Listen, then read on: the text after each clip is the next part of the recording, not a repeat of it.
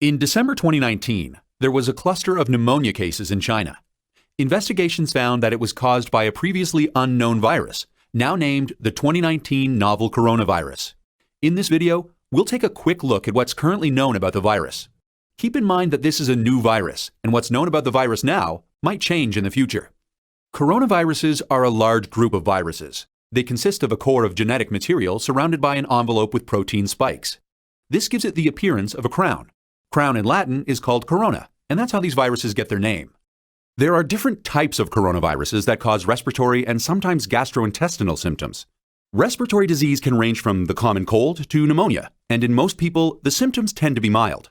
However, there are some types of coronaviruses that can cause severe disease. These include the severe acute respiratory syndrome coronavirus, first identified in China in 2003, and the Middle East respiratory syndrome coronavirus that was first identified in Saudi Arabia in 2012. The 2019 novel coronavirus was first identified in China. It initially occurred in a group of people with pneumonia who'd been associated with a seafood and live animal market in the city of Wuhan. The disease has since spread from those who were sick to others, including family members and healthcare staff. There are many cases at present, and the disease has spread within China and also to a number of other countries. So, where did the virus come from?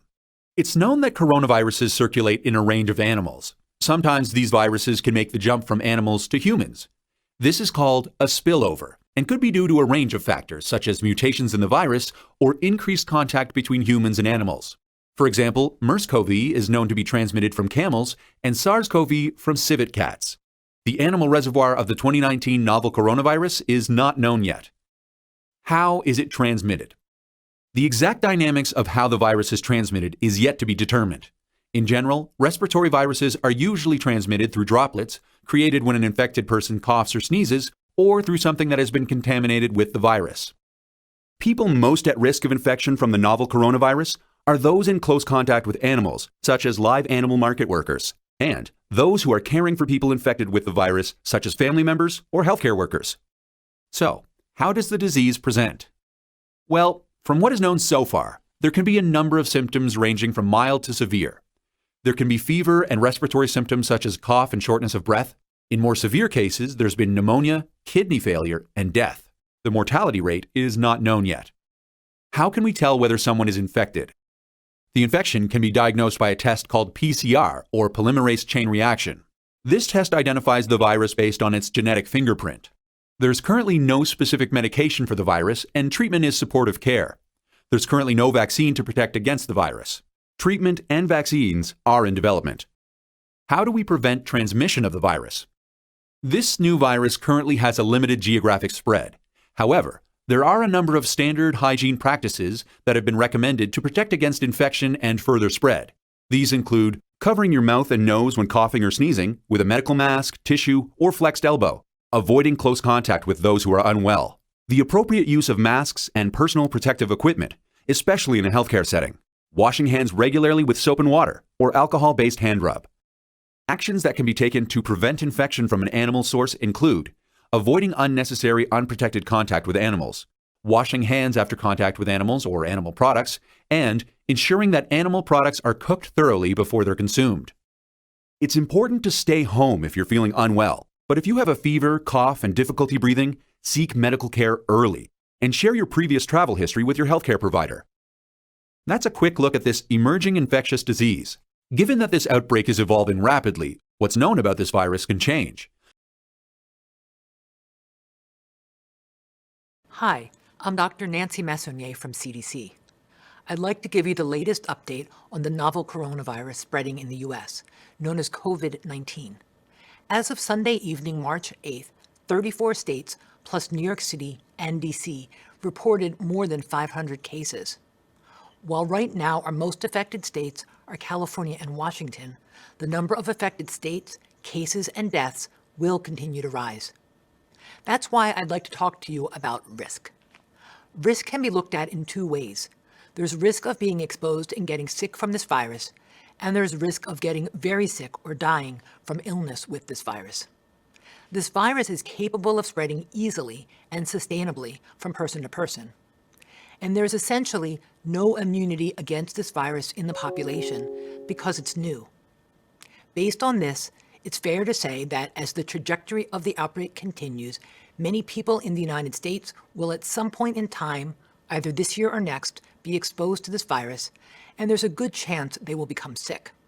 But again, we do not expect most people to develop serious illness. This seems to be a disease that affects adults, and most seriously, older adults. Starting at 60, there is an increased risk of death, and the risk increases with age. The highest risk of serious illness and death is in people older than 80. People with serious underlying health conditions also are more likely to develop serious outcomes, including death. I'd like to go through our recommendations for people at highest risk. Make sure you have supplies on hand, like routine medications for blood pressure and diabetes. Have enough household items and groceries so that you will be prepared to stay at home for a period. Avoid crowds, especially in poorly ventilated spaces. Travelers, particularly those with underlying health issues, should defer all cruise ship travel worldwide. We also recommend that people at higher risk avoid non-essential long plane trips. Last and most important, know what's going on in your community. I understand these recommendations may not be popular and that they may be difficult for some people. At CDC, our number one priority is the health and safety of the American people. These are the kind of recommendations I've made to my parents. Everyone has a role to play in helping to protect our family members, friends, colleagues, and neighbors who are most at risk. Check CDC's website for the latest information, cdc.gov/COVID-19, and know what's going on in your community. Let's work together to protect each other. We believe this new virus spreads mostly from person to person through respiratory droplets produced when someone who is sick coughs or sneezes. This is similar to how flu and other respiratory illnesses spread. These droplets can land in the mouth or nose of people nearby, or possibly be inhaled into the lungs. Most person-to-person spread happens when people are in close contact. It's also possible that this virus can spread when someone touches a contaminated surface and then touches the mouth, nose, or eyes. The best way to protect yourself from 2019 novel coronavirus is to avoid being exposed to the virus. Additionally, there are preventative actions that you can take to protect yourself and your family from the spread of respiratory viruses that can make you sick. These include stay home if you're sick, cover your cough, and wash your hands. Hi, I'm Dr. Jay Butler, Deputy Director for Infectious Diseases at CDC. I'd like to talk to you about the new virus that causes the disease COVID-19. Older adults and people who have severe chronic medical conditions like heart, lung, or kidney disease, or diabetes may be at higher risk for severe illness from COVID-19. If you are one of the people at increased risk for serious COVID-19 illness, it's especially important for you to take action to reduce the risk of getting COVID-19 now.